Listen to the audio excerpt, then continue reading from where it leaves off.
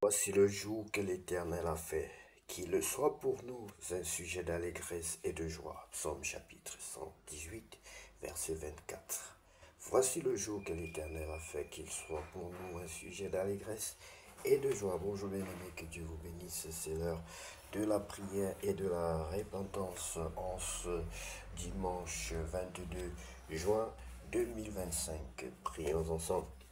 Seigneur Tout-Puissant, ce matin je me lève avec reconnaissance.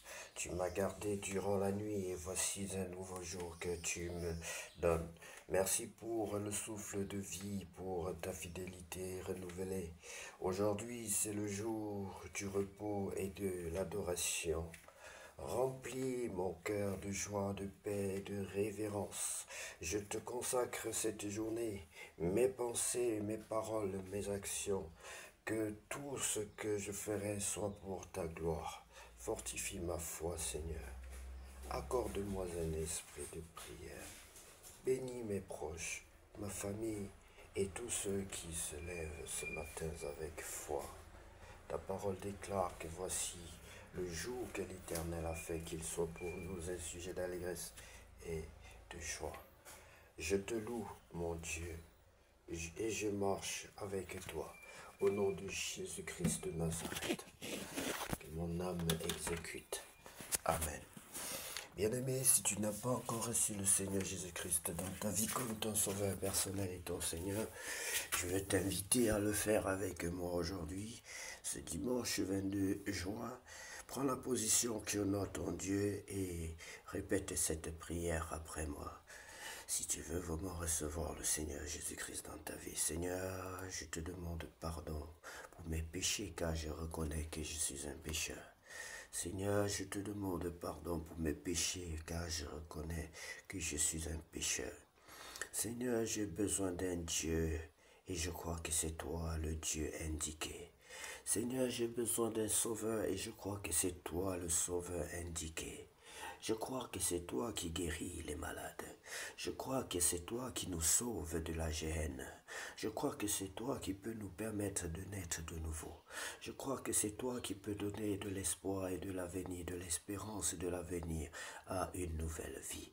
Je crois que c'est toi qui peux nous transformer et faire de nous des hommes et des femmes selon ton cœur, selon ton cœur. Je crois que c'est toi qui peux me faire vivre en paix, qui peut m'accorder la joie de vivre, qui peut m'accorder l'assurance de mon salut. Je crois que la vie est en toi, Seigneur.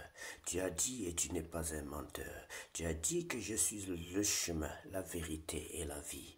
Nul ne vient au Père que par moi. Je crois que c'est par toi que j'irai au Père, Seigneur. Je t'accepte donc dans ma vie comme mon sauveur personnel et mon Seigneur. Je t'accepte donc dans ma vie comme mon sauveur personnel et mon Seigneur. Baptise-moi et remplis-moi de ton Esprit Saint. Baptise-moi et remplis-moi de ton Esprit Saint, afin que je sois un enfant selon ton cœur, afin que je sois un homme et une femme selon ton cœur.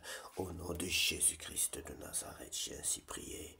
Sois béni, bien-aimé, parce que ta prière est exceptionnelle aujourd'hui. Bien-aimé, pour grandir dans la foi, tu dois manger la parole de Dieu. Tu dois manger le livre de vie. Tu dois te nourrir de la parole de Dieu. Et tu dois donc avoir l'amour de la parole de Dieu. Tu seras persécuté lorsque tu voudrais lire la parole de Dieu, demeurer dans la parole de Dieu, mais sois fort, bien-aimé. Il faut savoir que pour obtenir le miel, il faut affronter les abeilles. La parole de Dieu, c'est le miel. Et les abeilles, c'est l'ennemi. C'est tout ce qui t'empêche de lire la parole de Dieu. C'est tout ce qui t'empêche d'aimer ton Dieu.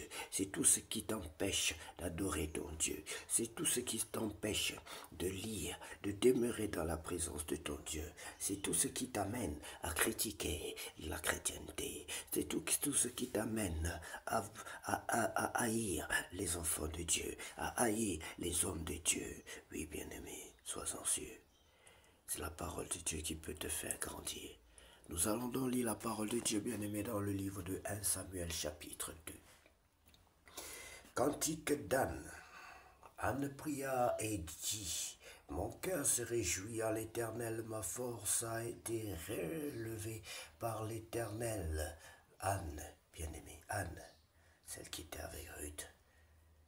Vous vous souvenez, celle qui avait prié autant pour moi pour avoir un enfant. C'est pas celle qui t'avait Ruth. Celle qui t'avait Ruth, c'était Naomi. Anne, c'est celle qui était allée au temple prier pour avoir un enfant. Ma bouche s'est ouverte contre mes ennemis, car je me réjouis de ton secours. Nul n'est saint comme l'Éternel. Il n'y a point d'autre Dieu que toi. Il n'y a point de rocher comme notre Dieu. Oh, qui est Dieu, si ce n'est l'Éternel? Qui est un rocher, si ce n'est notre Dieu? Qui est Dieu, si ce n'est l'Éternel? Qui est un rocher, si ce n'est notre Dieu? Ne parlez plus avec tant de hauteur, que l'arrogance ne sorte plus de votre bouche, car l'Éternel est un Dieu qui sait tout, et par lui sont pesées toutes les actions. Seigneur, fais de grandes choses aussi dans ma vie. Prie, bien-aimé, demande à Dieu de faire aussi de grandes choses dans ta vie, parce que quand Dieu t'exauce, quand Dieu fait de grandes choses dans ta vie, bien-aimé, ton langage change. Tu as des nouveaux chants qui apparaissent dans ta vie. Tu veux sauter pour ton Dieu. Tu veux chanter quelque chose, un chant nouveau qui sort de ton âme, qui sort de l'inspiration de ton âme pour ton Dieu. Prie, fais un vœu à Dieu, bien-aimé, que Dieu fasse quelque chose de miraculeux, de nouveau dans ta vie. Et tu verras, bien-aimé, que tu auras un zèle renouvelé, Seigneur. Renouvelle notre zèle, renouvelle notre zèle en toi, renouvelle notre zèle en toi. Fais quelque chose de nouveau dans ma vie, Seigneur. Fais quelque chose de nouveau dans ma vie, Seigneur. Fais quelque chose de nouveau dans ma vie, Seigneur, au nom de Jésus-Christ. Dieu avait fait quelque chose de nouveau dans la vie de Anne, bien-aimée. Dieu avait fait quelque chose de nouveau dans sa vie. Et vous voyez que les chants nouveaux, bien-aimé, si Dieu n'avait pas fait quelque chose de nouveau, si Dieu n'avait pas exaucé son vœu, ces chants qui sortent du fond de son âme, elle ne l'aurait jamais confessé avec sa bouche. Il faut que Dieu fasse quelque chose de nouveau dans ta vie. Ne parlez plus avec tant de hauteur, que l'arrogance ne sorte plus de votre bouche, car l'Éternel est un Dieu qui sait tout, et par lui sont pesées toutes les actions. L'arc des puissants est brisé, les faibles ont la force pour ceinture. Ceux qui étaient rassasiés se louent pour du pain, et ceux qui étaient affamés se reposent. Même la stérile enfante cette fois, et celle qui avait beaucoup d'enfants est flétrie. Bien-aimé, ces paroles ne viennent même pas, c'est-à-dire ça vient du fond d'elle. C'est l'excès de joie, c'est l'excès de bonheur qu'elle ressent. C'est le sentiment de bien-être, de délivrance qui produit ces chants, ces paroles pleines de sagesse, ces paroles divines qui sortent même d'ailleurs du cœur de Dieu même, bien-aimé. Elle se laisse emporter par l'Esprit de Dieu. Elle est animée par l'Esprit de Dieu à cause de l'excès de joie, de la puissance manifeste de Dieu dans sa vie. L'Éternel le fait mourir, il le fait vivre, il le fait descendre au séjour des morts, il en fait remonter. L'Éternel appauvrit, il enrichit, il abaisse, il élève. De la poussière, il retire le pauvre, du fumier, il relève l'indigent, pour les faire asseoir avec les grands, et il leur donne en partage un trône de gloire, car à l'Éternel sont les colonnes de la terre, et c'est sur elles qu'il a posé le monde. Il gardera les pas de ses bien-aimés, mais les méchants seront réduits au silence dans les ténèbres, car l'homme ne triomphera point par la force. Les ennemis de l'Éternel trembleront du haut des cieux, il lancera sur eux son tonnerre. L'Éternel jugera les extrémités de la terre, il donnera la puissance à son roi, et il relèvera la force de son oint. Elkana s'en alla dans sa maison à Rama, et l'enfant fut au service de l'Éternel devant le sacrificateur Élie. Perversité, jugement des fils d'Élie. Les fils d'Élie étaient des hommes pervers, et ils ne connaissaient pas il poigne l'Éternel bien. Et voici quelle était la manière d'agir de ces sacrificateurs à l'égard du peuple. Lorsque quelqu'un offrait un sacrifice, le serviteur du sacrificateur arrivait au moment où l'on faisait cuire la chair, tenant à la main une fourchette à 3 dents. Il piquait dans la chaudière, dans le chaudron, dans la marmite ou dans le pot, et tout ce que la fourchette amenait, le sacrificateur le prenait pour lui. C'est ainsi qu'il agissait à l'égard de tous ceux d'Israël qui venaient là à Silo. Même avant qu'on fasse brûler la graisse, le serviteur du sacrificateur arrivait et disait à celui qui offrait le sacrifice: donne pour le sacrificateur de la chair à rôtir. Il ne recevra de toi point de chair cuite, c'est de la chair crue qu'il veut. Et si l'homme lui disait: quand on aura brûlé la graisse, tu prendras ce qui te plaira, le serviteur répondait: non, tu donneras maintenant, sinon je prends de force. Ces jeunes gens se rendaient coupables devant l'Éternel d'un très grand péché, parce qu'ils méprisaient les offrandes de l'Éternel. Samuel faisait le service devant l'Éternel, et cet enfant était revêtu d'un éphod de lin. Sa mère lui faisait chaque année une petite robe et la lui apportait, n'est-ce pas, en montant avec son mari, n'est-ce pas, pour offrir le sacrifice annuel. Élie bénit Elkana et sa femme en disant: que l'Éternel te fasse avoir des enfants de cette femme pour remplacer celui qu'elle a prêté à l'Éternel. Et ils s'en retournèrent chez eux. Bien-aimé, je suis consacré à l'Éternel. Ma mère m'avait consacré à son Dieu. Elle avait dit au Seigneur: Seigneur, je te donne mon fils, je te consacre mon fils. Et ici, un enfant est consacré à l'Éternel. Bien-aimé, si tu veux consacrer ton enfant à l'Éternel, consacre-le. Mais ne réclame pas, ne demande pas ce que l'Éternel va en faire. Ne demande pas. Si l'Éternel, les voies de Dieu sont tortueuses, bien-aimé, sont insondables. Les voies de Dieu sont insondables. Lorsque tu confies ton enfant à l'Éternel et après tu constates peut-être que l'enfant a des tendances autres que ce que toi tu veux.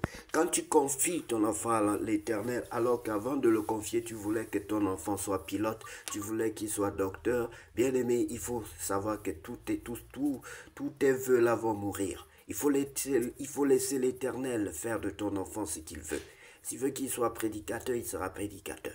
S'il veut qu'il soit footballeur, il sera footballeur pour sa gloire. S'il veut qu'il soit quoi que ce soit, qu'il soit chasseur, il sera chasseur pour la gloire de Dieu. S'il veut qu'il soit journaliste, il sera journaliste. C'est plus toi qui décides, bien-aimé. Donc ne faisons pas une chose et son contraire. Dieu ne t'oblige pas de consacrer ton enfant, de lui consacrer ton enfant. Mais quand tu le fais, laisse-le. Je sais de quoi je parle, bien-aimé. Laisse-le, parce que je sais que quand vous consacrez quelque chose à Dieu, après vous voulez reprendre. Je connais même une maman qui a consacré son terrain à Dieu pour en faire l'église, et plus tard, elle a réclamé le terrain. Elle et ses enfants ont voulu que le terrain leur revienne. C'est de la malédiction, bien-aimé. Ce n'est pas bien. Personne ne vous demande quelque chose. Il y en a qui appellent les pasteurs, les hommes de Dieu, d'eux-mêmes, pour leur dire que Dieu m'a dit de vous donner une voiture. Dieu m'a dit de vous donner. Et quelque temps après, ils vont chanter partout que le pasteur, que l'homme de Dieu les a escroqués. Vous vous attirez vous-même. On dit que ce qui fait le malheur de l'homme, c'est l'homme lui-même. Vous vous attirez la malédiction, bien-aimé. Même si Dieu n'était pas dans cette affaire-là, tu ne peux pas voir un homme et de par toi-même lui dire que je te donne gratuitement ma voiture. Et par la suite dit que non, je reprends ma voiture parce que tu m'as escroqué. Vous voyez, c'est très mal fait. C'est vraiment une malédiction gratuite que vous recevez. Donc, nous étions au verset 21. Lorsque l'Éternel eut visité Anne, elle devint enceinte et elle enfanta 3 fils. Regardez comment Dieu bénit Anne. Mais si Anne, quelques ans après, la Bible nous dit ici que l'Éternel a visité Anne et elle enfanta 3 fils et 2 filles. N'est-ce pas, bien aimé? Mais si, avant que l'Éternel n'eût visité Anne, si elle était allée chanter partout avec l'impatience et autres excès de la vie, dire que le pasteur a confisqué son fils et comme ça. Vous ne voyez pas que c'est de la dérision, c'est de la folie. Et après, on se plaint de qui? Donc, bien-aimés, soyons prudents. Ce sont des leçons que nous tirons dans ce chapitre. Il y a plein d'autres leçons. Le Saint-Esprit vous inspirera. Lorsque l'Éternel eut visité Anne, elle devint enceinte et elle enfanta 3 fils et 2 filles. Et le jeune Samuel grandissait auprès de l'Éternel. Élie était fort âgé, il apprit comment ses fils agissaient à l'égard de tout Israël. Il apprit aussi qu'il couchait avec les femmes qui s'assemblaient à l'entrée de la tente d'assignation. Il leur dit: pourquoi faites-vous de telles choses, car j'apprends de tout le peuple vos mauvaises actions. Non, mes enfants, ce que j'entends dire, n'est pas bon. Vous faites pécher le peuple de l'Éternel. Si un homme pêche contre un autre homme, Dieu le jugera, mais s'il pêche contre l'Éternel, qui intercédera pour lui? Et ils n'écoutèrent point la voix de leur père, car l'Éternel voulait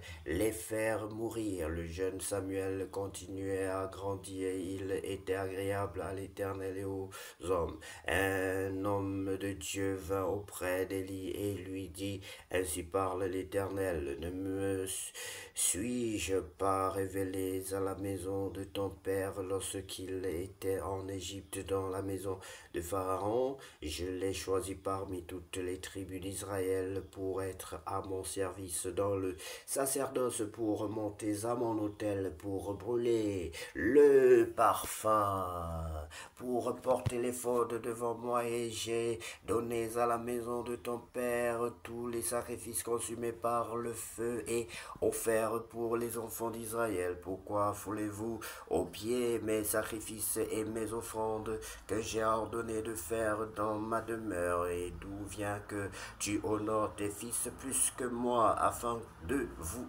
engraisser des prémices de toutes les offrandes d'Israël, mon peuple? C'est pourquoi voici ce que dit l'Éternel, le Dieu d'Israël: j'avais déclaré que ta maison et la maison de ton père marcheraient devant moi à perpétuité. Et maintenant, dit l'Éternel, loin de moi, car j'honorerai celui qui m'honore, mais ceux qui me méprisent seront méprisés. Voici le temps arrive où je retrancherai ton bras et le bras de la maison de ton père, en sorte qu'il n'y aura plus de vieillard dans ta maison. Tu verras un adversaire dans ma demeure, tandis qu'Israël sera comblé de bien par l'Éternel. Et il n'y aura plus jamais de vieillard dans ta maison. Je laisserai subsister auprès de mon autel l'un des tiens, afin de consumer tes yeux et d'attrister ton âme. Mais tous ceux de ta maison mourront dans la force de l'âge. Et tu auras pour signe ce qui arrivera à tes 2 fils, Ophni et Phiné. Ils mourront tous les 2 le même jour. Je m'établis un sacrificateur fidèle qui agira selon mon cœur et selon mon âme. Je lui bâtirai une maison stable et il marchera toujours devant mon nom, et quiconque restera de ta maison viendra se prosterner devant lui pour avoir une pièce d'argent et un morceau de pain, et dira: attache-moi, je te prie, à l'une des fonctions du sacerdoce, afin que j'aille un morceau de pain à manger. Attache-moi à l'une des fonctions du sacerdoce, afin que j'aie un morceau de pain à manger. Bien-aimés, soyez bénis au nom de Jésus-Christ de Nazareth. N'est-ce pas immensement riche d'enseignements ce chapitre? Lisez, relisez, bien-aimés. Dieu est bon, mais il est aussi sévère. La bonté de Dieu sort de sa sévérité. Dieu est un Père bien-aimé. Si tu veux être bon avec tes fils, il faut être sévère avec tes fils. Si tu veux tirer le meilleur de tes fils, tu dois les châtier. Et si Dieu n'avait pas châtié nos prédécesseurs, nous ne tirerons pas le meilleur. C'est parce que Dieu voyait plus loin. Dieu s'est dit qu'il faut châtier ces personnes pour que ceux qui liront l'histoire, ceux qui liront les histoires soient mieux aguerris et évitent de commettre les mêmes erreurs. Dieu t'aime, bien-aimé. Dieu nous aime et c'est pour cela qu'il a mis cet testament à notre disposition pour nous éviter les errements. Car Dieu revient de la gloire, la puissance et l'honneur pour tous les siècles. Amen. Je sais que tu es là, Saint-Esprit. Bien-aimé, lorsque le diable parle, si tu te tais, il continuera à parler. Lorsque le diable agit, si tu te tais, il continuera à agir. Lorsque le diable t'oppresse, si tu te tais, il continuera à t'oppresser. Lorsque le diable te fait du mal, si tu te tais, il continuera à te faire du mal. Nous ne luttons pas certes contre la chair et le sang, mais nous devons identifier le mal spirituellement et combattre le mal bien-aimé. Lorsque le diable agit, si tu te tais, il continuera à agir. Lève-toi et combats le diable. Lève-toi et combats. Lève-toi, ne reste pas à confesser, dire que je suis chômeur, je suis au chômage. Lève-toi et combats le chômage. Sinon, ta situation de chômeur sera pire, ira de mal en pire. Si tu es malade, tu ressens les attaques, bien-aimé. Lève-toi et combats la maladie. Si tu te contentes seulement à dire que je suis malade, je ne me sens pas bien, je ne peux pas me lever, je suis bloqué au lit, je suis paralysé, ça ira toujours de mal en pis et tu auras toujours un vocabulaire encore plus exhaustif. Tu auras tout le champ lexical du malheur que tu vas réciter jusqu'à ce que la mort t'atteigne, bien-aimé. Lève-toi et combat. Si le diable agit par la maladie, si tu te tais, il continuera à agir. Souvenez-vous du jeune David. Lorsque le diable agissait, pendant que le peuple d'Israël subissait et se contentait à dire que cet homme-là est costaud, il est très grand de taille, il est un monstre, il va nous détruire, personne ne peut l'affronter. Oh bien-aimé, tout le champ lexical ne faisait que venir, mais il y a eu un jeune homme qu'on appelle David qui connaissait ce principe que si le diable agit, tu te tais, il continuera à t'oppresser. Si t'oppresse, tu te tais, il continuera à t'oppresser. David a dit non. David a dit, qui es-tu? Qui es-tu pour défier Dieu, l'éternel Dieu des armées? Qui es-tu? Qui es-tu, maladie? Qui es-tu, pauvreté? Ce matin, lève-toi et agis contre la pauvreté. Lève-toi et prie. Confesse le contraire. Confesse le contraire. Si tu es chômeur, dis que je suis un travailleur. Si tu es malade, dis que je suis en bonne santé. Si tu es paralysé, dis que j'ai de la mobilité dans mes jambes et dans tout mon corps. Si tu es pauvre financièrement, dis que je suis riche financièrement. J'ai des dollars, j'ai de l'argent. Mes comptes sont garnis. Si tu ressens la bête et l'idiotie, tu sais que tu ne réfléchis pas bien, dis que Dieu a renouvelé ton intelligence. Dis que Dieu te donne, que tu es sage, bien-aimé, au nom de Jésus.